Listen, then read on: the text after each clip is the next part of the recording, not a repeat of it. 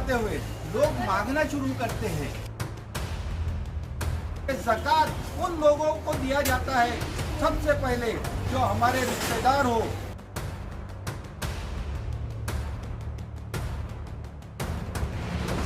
आपको तस्दीक कर कर उनको ज़कात देना चाहिए कि ये ज़कात के काबिल है कि नहीं।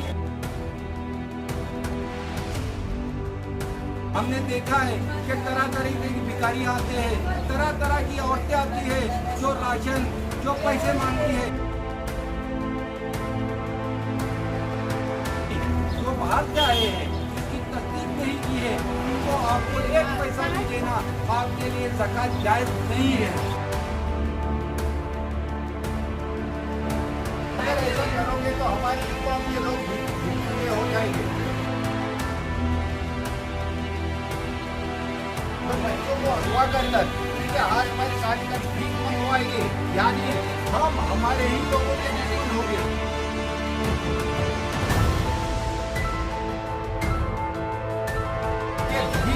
ना दे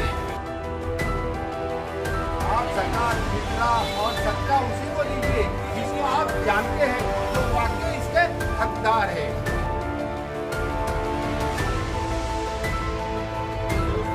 आप इस पर गौर फरमाइए। अस्सलामु अलैकुम रहमतुल्लाहि बरकातहू।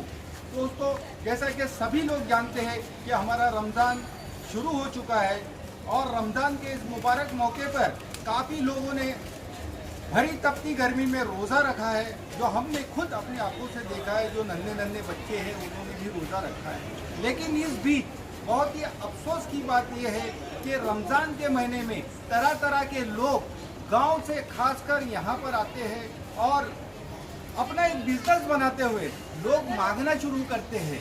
जैसा कि लोग ज़्यादातर हमने देखा है कि लोग जो हैंडीकैप होती है तो कुछ औरतें, कुछ आदमी जो उनको एक बार तरस खाकर ज़कात के तौर पर उनको पैसा देते हैं। दोस्तों, अगर हम कुरान को फॉलो करते हैं, हम कुरान शरीफ को फॉलो करते हैं, तो कुरान शरीफ के 10वें पारे में 10वें सफ़ा नंबर 10 पर खासकर ज़कात के बारे में जिक्र किया गया है कि ज़कात उन लोगों को दिया जाता है सबसे पहले जो हमारे रिश्तेदार हो, जो गरीब हो, जिसको आमदनी नहीं हो। उसको हमारा फ़र्ज है कि पहला रिश्तेदार को हमको ज़कात देना है। उसके बाद आता है आस पड़ोस। आस पड़ोस में गरीब होते हैं, हम उनको ज़कात दो, या फिर मोहल्ले को दो। मोहल्ले में कोई गरीब दिखता है उनको ज़कात दो। या उसके अलावा अगर मोहल्ले में भी कोई नहीं मिलता है तो आपको अल्लाह की कसम है कि आपको तस्दीक कर कर उनको ज़कात देना चाहिए कि ये ज़कात के काबिल है कि नहीं। हमने देखा है कि तरह तरह के भिखारी आते हैं, तरह तरह की औरतें आती है जो राशन, जो पैसे मांगती है ज़कात के तौर पर। हमें पता नहीं वो कहाँ से आई है और इसके वो लायक है या नहीं है। तो दोस्तों, हमारे यहाँ पर भी कुछ ऐसे हैंडीकैप लोग आए हैं जो मेरे भाई हैं। वो लोग अपनी मेहनत कर कर कमाते हैं, खिलौने बेचकर कमाते हैं, मेहनत और मुशक्क़त कर कर कमाते हैं। तो हम लोगों का काम है कि ऐसे लोगों को कहीं पर भी जो बाहर से आए हैं, जिसकी तस्दीक नहीं की है, उनको आपको एक पैसा भी देना आपके लिए ज़कात जायज़ नहीं है। मेरे दोस्तों, हमारे यहाँ पर नाबिन हाफिजी है जो लोगों से कुरान शरीफ वगैरह पढ़ाते हैं और हमारे यहाँ के नाके पर बच्चों का खिलौना बेचते हैं। आप और भी कुछ लोगों से बात करवाएंगे जो मेहनत मुशक्क़त कर कर अपना पेट, अपने फैमिली का पेट पालते हैं और ना कि किसी के सामने हाथ फैलाते हैं। बल्कि हमने देखा है कि ये किसी को देना जानते हैं, लेना नहीं। बराए मेहरबानी पूरी आवाम से गुजारिश है कि आप जब भी ज़कात फितरा निकालते हैं, देते हैं, तो इस पर ज़्यादा से ज़्यादा गौर फरमाएं और इस पर ध्यान दें कि वाकई में वो उस काबिल है, उसका हकदार है, तो आप उसे दीजिए। आवाम से मोहतरमाना गुजारिश है कि आप इस पर ज़रा जोर दें और ध्यान दें इस पर। जैसा कि हमारे यहाँ के कुछ भाइयों ने आपको जिक्र किया है कि आज के दौर में अगर आपको ज़कात देना है तो तस्दीक करके दीजिए।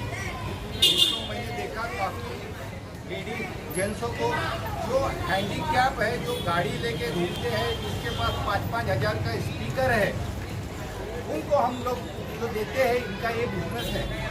दोस्तों कहीं पे भी इस्लाम में भीख शब्द नहीं है और आप अल्लाह के वास्ते भीख ना दे। अगर ऐसा करोगे तो हमारी कौम के लोग भीख मंगे हो जाएंगे।